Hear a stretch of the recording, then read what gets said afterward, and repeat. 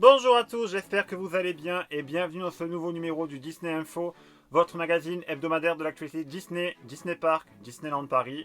Voilà, je suis très heureux de vous retrouver aujourd'hui donc dans cette nouvelle vidéo actualité. Bon, j'espère que ça va vous plaire, j'espère que vous allez encore apprendre plein de choses. Voilà, donc c'est une petite vidéo aujourd'hui parce qu'il n'y a pas, l'actualité n'a pas été aussi riche que ça. On a déjà fait une vidéo la semaine dernière sur le retour des 29 ans de Disneyland Paris avec toutes les annonces qui ont été faites. Donc voilà, si vous ne l'avez pas vu, je vous invite bien sûr à la revoir ici. Comme ça, donc, bien sûr, la partie Disneyland Paris sera un peu plus courte que les précédentes. Comme ça, vous êtes déjà prévenus. Sinon, avant de commencer, comme d'habitude, je vous invite à vous abonner, à liker la vidéo, à la commenter et à la partager au maximum. Voilà, ben, je crois que c'est parti, on a tout dit. Allez, let's go!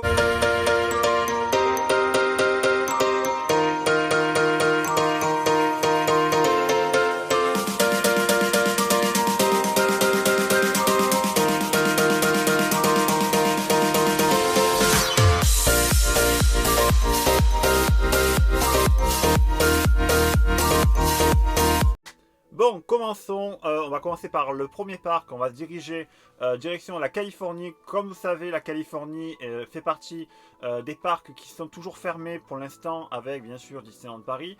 Mais comme on vous l'a déjà dit, la Disneyland Resort en Californie va réouvrir le 30 avril. Donc dans 10 jours à peu près, donc ça va être la réouverture là-bas. Et comme chez nous, ils ont également fait tout un programme de réhabilitation d'attractions, enfin voilà, comme un peu dans tous les parcs qui ont été fermés pendant cette période un peu compliquée.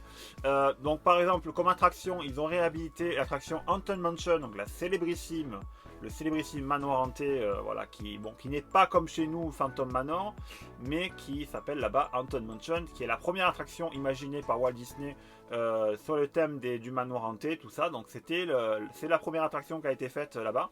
Et ils ont également réhabilité l'attraction King Carousel, qui comme nous s'appelle chez nous le carrousel de Lancelot. Donc c'est à peu près le même système donc c'est le même manège, mais bon, là-bas il est beaucoup plus grand que chez nous.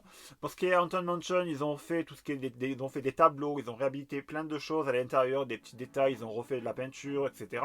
Et pour le carrousel, ils ont refait un peu de lumière, voilà, ils ont changé les lumières pour avoir plus voilà, que ce soit beaucoup plus beau, beaucoup plus immersif, on va dire. Enfin bon, voilà.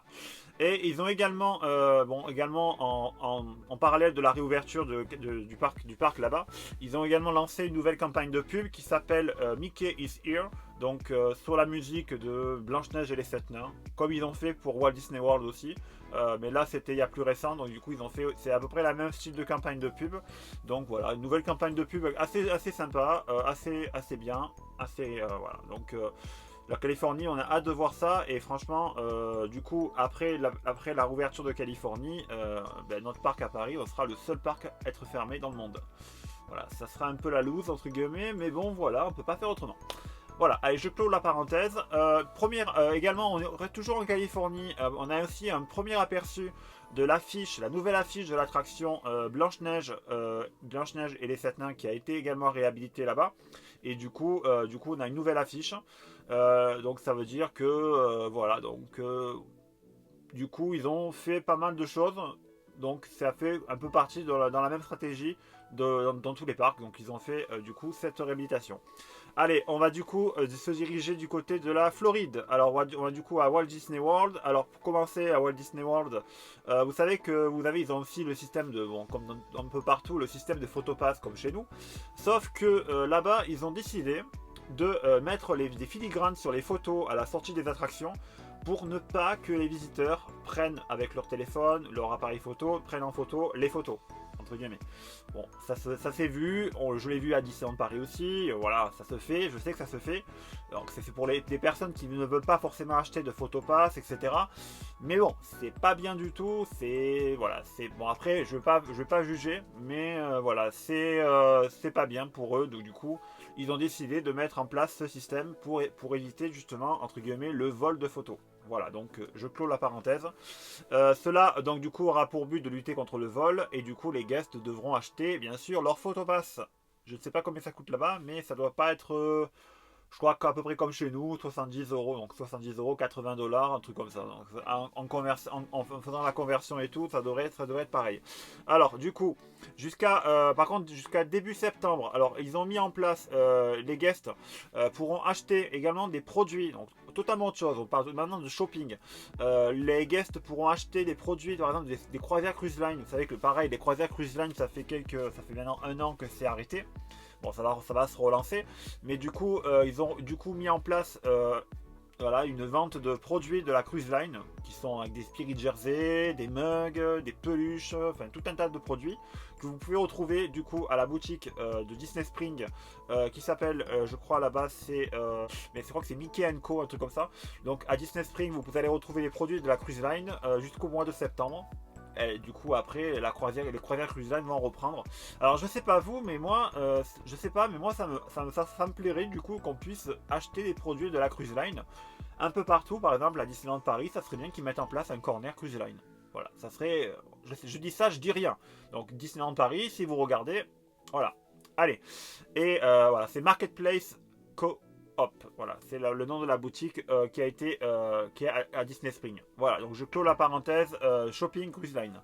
Allez, une bonne nouvelle, on va du coup au parc Animal Kingdom. Vous savez, le parc Animal Kingdom, il y a bien sûr l'attraction Kilimanjaro Safari. Et ils ont plein d'animaux dans cette... voilà, donc si vous avez vu le documentaire sur Disney+, dans le secret de Animal Kingdom, donc... allez voir magnifique série documentaire sur Animal Kingdom National Geographic sur Disney+. Mais on a la naissance d'un bébé mandrill. Ah, vous savez, les bébés mandrills, c'est la même espèce que Rafiki dans Le Roi Lion. Et voilà, donc un bébé mandrill vient de naître et c'est une petite fille elle est née le samedi 10 avril, donc le samedi dernier. Et elle s'appelle, donc son père c'était Linus, sa maman s'appelait Hazel et donc du coup elle s'appelle Ivy. Donc c'est un joli prénom. Donc voilà, donc pour le mois de la Terre, c'est le mois de la Terre aujourd'hui, c'est le mois de la Terre ce mois-ci. Voilà, c'est plutôt une bonne nouvelle. Donc ça montre que la nature, voilà, est plutôt bien faite. Donc c'est trop mignon, trop cute. Et donc du coup ils ont été aperçus dans l'attraction justement Kilimanjaro Safari, donc au parc Walt Disney World. Donc pour terminer, le cercle de la vie est honoré. Voilà. Allez, on continue le tour de l'actualité avec du coup cette petite actu qui va concerner les cast members, notamment les cast members aux États-Unis. Mais ça va forcément arriver en France un jour ou l'autre, puisque Disney met à jour son Disney Look, qu'ils appellent le Disney Look, c'est-à-dire qui donc du coup va être plus en phase avec l'époque actuelle. Donc le Disney Look, c'est quoi? C'est le guide qui détaille ce qui est permis ou pas pour les employés en termes de costumes. Donc par exemple les coiffures, les maquillages, les bijoux, les tatouages, les coiffures, enfin couvre-chef religieux, etc. Donc voilà. Donc ces consignes ne sont dorénavant plus genrées, entre guillemets, genrées, c'est-à-dire hommes et femmes, entre guillemets. Donc ça autorise ainsi par exemple le vernis à ongles pour les hommes ou les cheveux courts pour les femmes. Donc il y a tout un tas de ça. Donc toutes ces règles, je vous mettrai un lien en description si vous voulez, si ça vous intéresse. Et donc du coup, pour continuer, on peut dire que l'adaptation du Disney Look par Disney, c'est un pas de plus vers une société plus inclusive.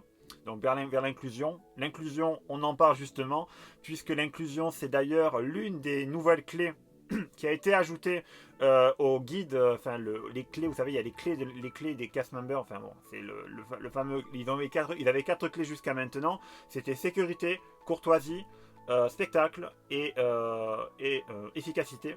Et là, ils ont ajouté du coup une 5e clé qui s'appelle la clé de l'inclusion, justement. Donc ces consignes vont être respectées par les cast members, du coup, ça doit être respecté par eux.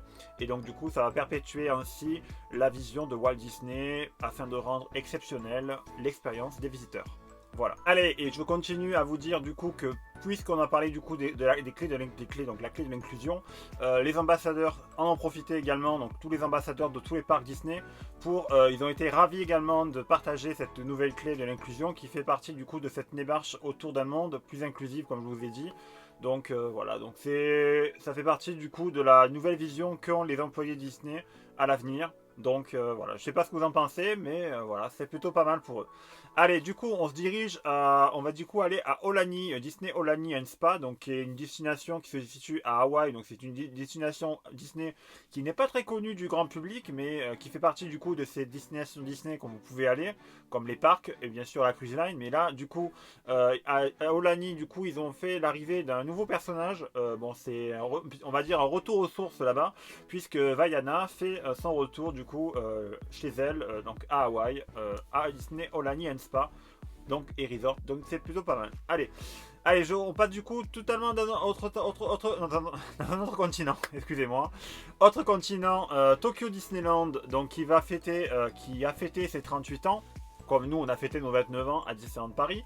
Mais là-bas, pour les 38 ans de Tokyo Disney Resort, ils ont du coup dévoilé un peu plus sur le nouveau land. Ils ont un nouveau land qui va arriver, qui s'appelle le Fantasy Springs. Donc ça va être une nouvelle zone qui va ouvrir à compter au plus tard 2023, on va dire. Donc ça a été présenté, ils ont présenté une maquette. Donc petit rappel, cette extension comprend... Alors il y a la forêt de Corona, tiens. C'est drôle. En référence à Réponse, donc avec une attraction et une gondole et un snack. Donc du coup, ça s'appelle The Sungly Dunkling. Voilà. Ils ont également dévoilé, ils ont aussi un land Frozen là-bas. Donc ils auront le village d'Arendelle dans lequel les visiteurs pourront entrer dans le château. Donc je sais pas si on va pouvoir, chez nous à Disneyland Paris, normalement, on devrait pouvoir y rentrer. Mais voilà, pour l'instant, on sait pas trop. Mais pour y manger et pour vivre une aventure, donc du coup, des aventures de la Reine des Neiges, tout simplement. Ils ont aussi également un land Peter Pan, donc un peu comme nous à Adventureland à Disneyland Paris avec le Skull Rock et tout. Mais là, ça s'appellera le Pays Imaginaire avec le Skull Rock et le Jolly Roger.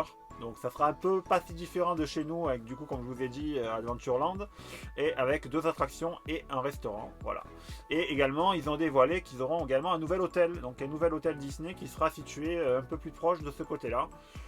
Voilà, donc je sais pas ce que vous en pensez, mais voilà, ça bouge aussi du côté de Tokyo Disneyland. Allez, fin de l'actualité entre guillemets des parcs, on passe du coup à l'actu Disney en général, puisque on parle un peu de livres, un peu de librairie, puisque le premier tome de la série des romans Disney The Queen's Council sortira en France le 12 mai. Donc ça a été écrit par Emma Ternot et traduit par Laurent Lager. Rose Rebelle s'interrogera au cas de Belle, du coup, devenue reine et plongée en pleine Révolution française. Donc totalement une autre histoire. Donc voilà, je ne sais pas ce que ça va donner cette nouvelle collection de livres, mais ça devrait être un succès comme pour la collection des Twist and Tell. Vous savez, c'est cette histoire alternative sur les personnages et les héros Disney qu'on connaît actuellement. Voilà. Allez, petite news ciné Disney+. Alors cinéma, on a appris que le film Spider-Man No Way Home qui va arriver à Noël cette année va du coup va voir l'arrivée d'un personnage qu'on a déjà vu, notamment dans Spider-Man 2. Donc qu'il a interprété par Alfred Molina, donc qui va reprendre son rôle de Dr Octopus, du coup dans ce nouveau remake de The Spider-Man, on va dire. Donc ça veut dire que 17 ans après l'avoir porté dans Spider-Man 2 de Sam Raimi, du coup avec Tobey Maguire, etc. Donc Dr Octopus va faire son retour dans ce reboot de nouvelle trilogie de Spider-Man, voilà, on va dire. Allez, Disney Plus pour finir. Alors, on a appris que finalement, Raya, le dernier dragon, va arriver directement sur Disney Plus en France le 4 juin. Donc voilà, donc c'est dans la juste ligne droite de ce qu'on pressentait arriver. Voilà, je trouve que c'est un peu dommage. Voilà, je trouve que c'est un peu dommage de la part de Disney France de s'être entêté à ce point à vouloir que le film sorte à tout prix au cinéma, alors que ils le savaient que c'était impossible. Donc je sais pas ce qu'ils ont actuellement Disney France, mais ils font tout à l'envers. Je sais pas. Voilà, donc je ne comprends pas. Dites-moi ce que vous en pensez, mais moi je ne comprends pas leur stratégie actuellement. C'est totalement n'importe quoi. Voilà. Allez, je clôt la parenthèse en finissant sur également que Disney Plus est désormais présent. Si vous êtes abonné à la TV d'Orange, c'est désormais possible d'avoir directement Disney Plus sur votre télé. Donc c'est plutôt pas mal aussi. Et voilà, donc des heures de vision, de films, etc. sur votre télé d'Orange. Voilà, allez, on va terminer cette vidéo par vous parler directement maintenant de ce qui va vous plaire, je pense, évidemment. C'est l'actualité, bien sûr, de Disneyland Paris. C'est maintenant. All that you imagine.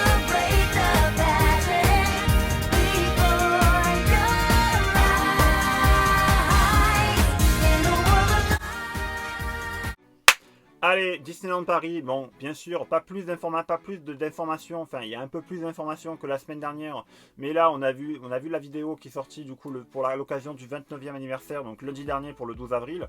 Donc voilà, je vous invite à aller voir dans les playlists, bien sûr, de la chaîne pour la revoir. Donc je ne m'étalerai pas plus ici sur ce qu'on a déjà dit dans cette vidéo, sur les annonces qui ont été faites, notamment sur voilà, tout ce qui va arriver à Disneyland Paris pour la réouverture. Mais voilà, donc on reparle un peu du Disney Hotel New York, vu qu'on en a aussi parlé dans la vidéo aussi. Mais pour vous préciser quelques trucs, bien sûr, l'hôtel New York sera un hôtel 4 étoiles, comme vous le savez normalement. Et du coup, ça sera bien sûr un style new-yorkais unique en son genre. Ça sera le seul hôtel Marvel dans le monde, on va dire, donc sur le thème de Marvel. Il contiendra plus de 300 œuvres d'art Marvel, réalisées par plus de 110 artistes différents, donc du monde entier. Et voilà, donc pour terminer dans cette petite, voilà, on parle un peu de travaux. Alors on a vu que là, ils ont commencé à retirer, ils ont retiré l'enseigne de l'hôtel New York, l'ancienne enseigne de l'hôtel Disney Hotel New York, du coup. Et ils vont, du coup, je pense, mettre la nouvelle avec le The Art of Marvel. Et on continue à parler du château. Alors le château, bon, pas plus de ce qu'on a vu sur la vidéo la semaine dernière, mais là on a vu sur des photos qu'ils ont rajouté une bâche blanche sur le sommet, donc de la tour la plus haute. Donc sans doute que là la bâche va se terminer, va se finaliser. Et on devrait du coup ne plus rien voir du château là dans les jours qui viennent. Donc voilà, on verra bien. Allez, et pour terminer sur notre château, alors Disneyland Paris a organisé un événement virtuel pour vraiment réservé aux cast members, on va dire. Alors ça s'appelle Part of My Castle. Alors c'est quoi? C'est en fait durant cette période, les cast members sont invités à envoyer des messages ainsi que des images qui seront ensuite cachées dans un coffre, on va dire. Et tout ça va être caché dans les tourelles du château. Et du coup, ça va être, voilà, ça va être un truc assez unique. Et je pense que chaque cast member sera fier d'avoir une partie d'eux-mêmes qui sera dans le château. Donc quand ils regarderont le château, ils pourront voir que voilà, il y a quelque chose en eux qui est dans le château maintenant. Voilà, je trouve que la démarche est plutôt pas mal, plutôt sympa. Et voilà. Allez, et j'ai oublié un truc concernant le château également de Floride de Walt Disney World. Pareil, bon, là c'est totalement autre chose, mais le château de Floride est en train de terminer ses décorations pour le 50e anniversaire également. Ils ont ajouté des décos sur les tours aussi. Voilà, donc j'ai oublié de vous en parler tout à l'heure quand on a parlé de Walt Disney World. Voilà, donc j'en profite également pour vous en parler. Donc voilà.